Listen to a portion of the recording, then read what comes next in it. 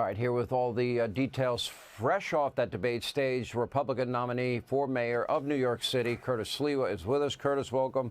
Tonight, I give all credit to the moderators. Compared to the last debate, this was a real debate. They let this debate breathe. You got a chance to talk, and every time you went at both candidates very hard. And the one thing that was clear to me is you're in the subways, you're on the streets, you've been there for decades, and neither one of them has. Correct. And Sean, I was representing those people that I've been dealing with for years, but especially during the campaign, the working class people, because I'm the populist Republican candidate of the working class people.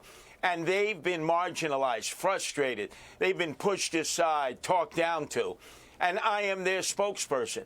And that's why they'll have an opportunity to elect a new mayor on November 1st, and it'll be Curtis Sliwa, who has the interests of the working class people of New York. Zoran Mamdani is just a socialist who, by the way, you know, Sean, every time he lies, I think of Pinocchio, but instead of his nose growing longer, his smile gets bigger and bigger. Yeah, it's a good, you know, I know there's a lot of pressure, and there has been a lot of pressure for you to get out of the race.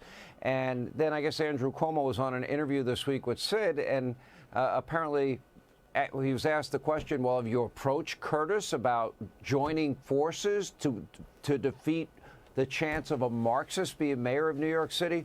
Oh, I never thought of that. I'm like, why didn't he think of that? Why not? That would have probably been at least thoughtful, at least different than people offering you money in a chauffeur limousine.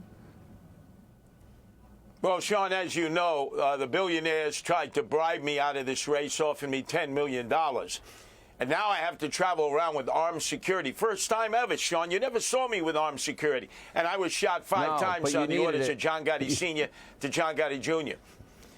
But now they threaten my wife, with you on my the wife subways. Nancy. You needed security when you were there. You definitely needed it. Yep.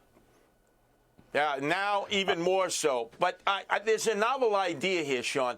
We need to let the people decide. There is a silent majority here of angry Americans who have decided to improve and not move, want to fight for what they know is right, and they have a champion in me, and they need to be heard. Because Zoran Mamdani, he represents an elite class of Democrats, Socialists of America who never had to do blue-collar working class work. And as you know, Andrew Cuomo has spent his time in the Hamptons with the billionaires. So who better than to feel for the people who've got to use the subways, walk the streets, deal with crime? Sean, as I've said a million times, we live in New York City where we lock up toothpaste and we don't lock up criminals. And if people need to know who Curtis Sliwa is, I'm Rudy Giuliani 2.0. I can do what Rudy did back in '93, and then the next year, George Pataki beat the better Cuomo Mario. Next year, after I get elected mayor, Sean, with your help, we get Elise Stefanik elected the next governor, take out Kathy Hochul, and bring sanity, security, and common sense and no corruption in New York City and New York State, just like Rudy and Pataki did. All right.